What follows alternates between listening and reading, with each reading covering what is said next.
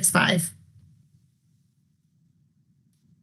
Good morning, Your Honor. Neighbor Defender Service by Summers Brush, number 85828. Attorney on behalf of my legal Haddon, who stands to my left in the courtroom. Mr. Haddon, please state your name for the record. Go ahead. Okay, 2 things. Counsel, I'm sorry, what was your name again? Summers Brush, P-R-U-S-H? B-R-U-S-H. Oh, brush, like a hairbrush. Okay.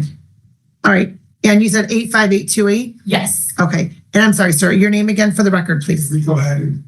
Okay, thank you. Just make sure you keep your hands out of your pockets, please. Today is a date scheduled for the arraignment. And previously, this was scheduled, but Mr. Haddon was unavailable for medical purposes. And counsel, as to the arraignment. Your Honor, as to the arraignment, we waive the formal reading and stand mute. The court will waive the formal reading. So you do have the right to have an attorney. If you cannot afford one, you may have one appointed to represent you. And in fact, you have already had an appointed representative. That's odd. Typically, there's not an attorney represented at the arraignment for felony purposes. Is there another matter that your client has? No, Judge, I previously represented Mr. Haddon on the matter, so he got to me and I said that I would be here. Okay, understood. And so you've received the appointment from the Appointed Services Division from Third Circuit Court? Yes, Judge. Okay, all right. And I did file an appearance today. Oh, no, I see that, Yeah. but typically we have to file the form and all that good stuff. And so, okay, well, I'm glad to see that worked out relatively well then. All right. And so then, sir, you also have the right to be presumed innocent until proven guilty beyond a reasonable doubt. You have the right to have a trial by a judge or by a jury, and you also have the right to remain silent. Anything you say orally or in writing may be used against you in court. Do you understand those rights, sir? I'm sorry? Yes, ma'am. Okay, thank you. And the court's going to enter a plea of not guilty on your behalf. Schedule this matter for probable cause conference.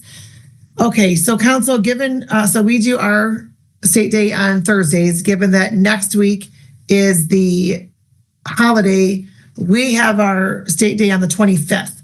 That's obviously less than 7 days. So do you have any objection to setting this on December 4th? No, let me just make sure my schedule, but I think that should work, Your Honor. It's December 4th. And for a probable cause conference, we can appear on Zoom, Your Honor? Yes. Oh, yes, that works. Okay, and what time, Allie? 8:45. 8:45 a.m. And as to bond counsel.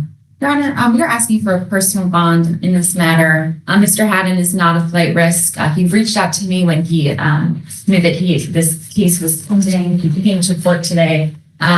He has appeared for every court appearance that I have represented him on. Mr. Haddon is currently working. He's cleaning Airbnbs at the moment. Back in 2024, Mr. Haddon was enrolled at Oakland Community College, and it is his goal to get back enrolled in school. He's working, saving up money so that he can do that, so that he can pursue a degree in social work. He's not a flight risk. He is not a danger to the community. We believe a personal bond would be sufficient in this matter, Judge. All right, sir. Are you currently on probation or parole anywhere? It's been in Wayne County. Okay, and so that's Third Circuit Court. Yes, ma'am. And for what are you on probation? CCW. Are you out on bond in any other jurisdiction? No, ma'am. And so what happened with the matters in Ferndale? Were those resolved or are those still pending? Sure. I'm still pending. I haven't seen anyone. The coordinator haven't reached out to me either. So I will look into them. Okay. There are pending matters, and I can help Mr. Haddon resolve those. Okay. For our warrants, or he needs to appear. Okay, and do you also have matters out of state, sir? Yes. Are you, and that's Arizona and Minnesota? Matters in Arizona should be resolved. I don't have matters in Minneapolis though. Okay, so the matters in Minneapolis, what's happening with those? Sure, I haven't been to Minneapolis in a couple of years, so I gotta go back out there and figure it out. Okay, and so what's that charge out there? I think it's like, might be, I'm not sure actually. That's not what the police officer, I'm not sure. Okay, and what about out of Ohio? I should have been able to tell why.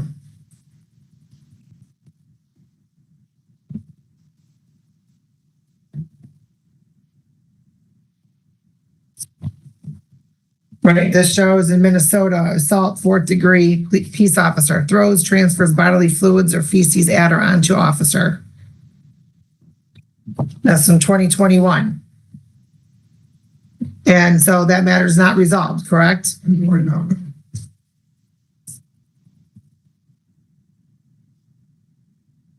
And what about in Indiana? All my matters in need. So, Are there any states that you go to, sir, that you don't end up in trouble?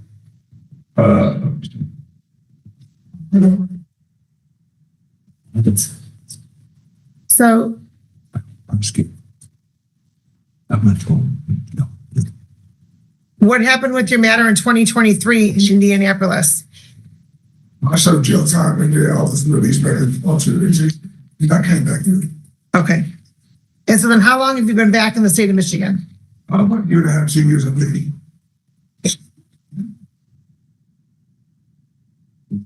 Okay. And so you previously you had a matter just last month in the 34th District Court that ended up being dismissed, but it was a felony matter that you had failed to appear on. There had been a warrant issued, correct? Beliefs, but no. I was arrested because of assault at the detention center. And I was arrested for that, but the charges were really dropped. Judge, when I represented Mr. Haddon on the 34th District case, he was arrested and in custody the entirety of that case until it was dismissed and then he was released. Okay.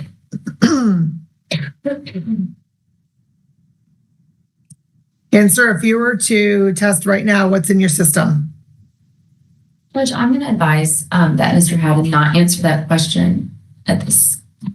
Okay. And counsel, just so that we're clear, it's not for any additional charges or for anything of that nature. Nothing that he says about that for today would have anything to do with any new charges or otherwise. It's just so I can assess what type of bond conditions that would be most appropriate for your client.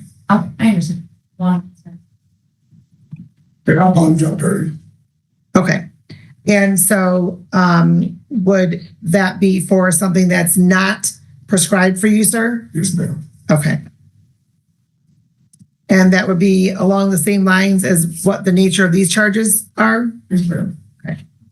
And sir, I'm showing that you have a number of warrants out. 43rd District Court, Madison Heights. Disturbing the peace. There's a warrant for your arrest there. Well, originally it was malicious destruction of property, reduced to disturbing the peace, but apparently something went awry and you didn't show back up for court. I think I was in jail. And I've been dealing with a lot of personal issues too, just trying to get my housing and things like that situated. I was attempting to transit center. Figure I was going to cut off and I had surgery for that. And that's stitching away anybody here. I've just been going through a lot. Okay. But sir, you can still send an email to the court or contact the court. My people called Madison Heights in Oakland County. They said that they don't have nothing on record for me to go to court. So I don't know what the problem is, but I will definitely. You with the same date of birth. And it looks like the same identifying information. Okay, let's see. March of 25, 36th District Court, narcotic and drug related violations. Detroit.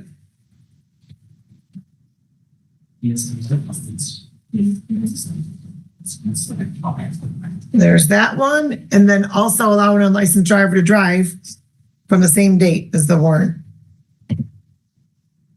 Looks like the same case as well.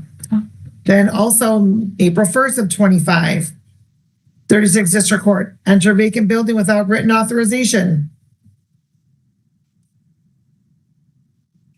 And fail to spend a valid operator's license. I haven't been drunk. And narcotic and drug-related violations. That's another one. Then also, another warrant was issued for your failure to appear on April 25th on another narcotic and drug-related violation. And you have a warrant out of 43rd District Court in Ferndale because you did not appear for the pretrial April 29th. Possession of drug paraphernalia. Yeah, I've been dealing with some issues with my house and things of that nature, so I haven't been able to. And trespassing because you didn't keep your payment plan as agreed. So just so you're aware, if you can't keep up with the payment plan, communicate to the court. Okay, I will do that. Communicate to the court. When you don't communicate and you don't make a payment, the court thinks you're just blowing them off. I understand. When you don't communicate, that's the problem. Okay, what about up in Sheboygan County? I think I'm in possession of marijuana, Back from 2014. some 10 years ago, almost. Hey, and you haven't taken care of that yet. They so far away from each other. Vehicle. Have you contacted the court? I haven't been. I've been dealing with so much stuff in life issues. Sir, listen, everybody deals with a lot of stuff on a daily basis. Some more than others, granted, but you still have to take care of your stuff. And not only you're not taking care of your stuff, but you're continuing to get in trouble, sir, and violate the law. And then 2015, you have a warrant out of the 35th District Court that you haven't taken care of either. I will start getting my affairs in order to take care of this one, should I? And is Sheboygan in Wisconsin or is it Michigan? Sheboygan, Michigan. This is the UP. Well, it's not in the UP, it's the Northern Lower Peninsula, but.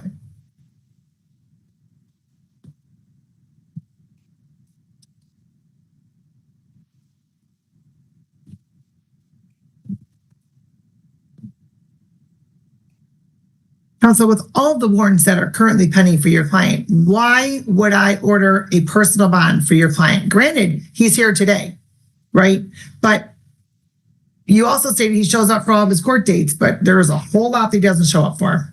Your Honor, in terms of Mr. Haddon not showing up to certain court dates, some of that he's taking responsibility for. There are a number of warrants that he needs to resolve that he can work with my office in order to do so. I do know that some of those warrants, it was impossible for him to resolve at the time because he was incarcerated. And that is not an excuse, but I think it shows that there is not a bad faith reason for Mr. Haddon not resolving these warrants. If the court is concerned about these warrants, which I understand, I think a GPS tether would be an alternative here along with the personal bond. The reality is that Mr. Haddon would not be able to post any amount of cash bond. A cash bond would result in him staying in custody and would continue him not being able to resolve a lot of these legal matters that he should, and that he knows that he needs to right now. Well, counsel, I can appreciate that your client was in custody on a number of those matters that the warrants were issued. However, your client has not done anything to resolve those since then. Nothing. And instead, he gets additional charges, a felony charge in 34th District Court, felony charge in this court.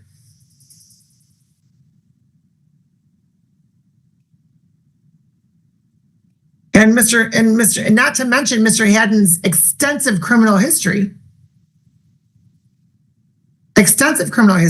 And he's currently on probation for a felony matter. Another one. Based upon all that, based upon Mr. Haddon's failure to appear in court on a number of matters, given the current probation status of Mr. Haddon in the Third Circuit Court, the number of active warrants for Mr. Haddon, specifically even in 2025, the court's going to order a $35,000 10% bond. In the event bond is posted, you're not to be released on GPS tether through Wayne County Jail. And then you'll be subjected to random testing. You're not to possess or consume any alcohol or drugs unless prescribed. So you're going out this door today, sir.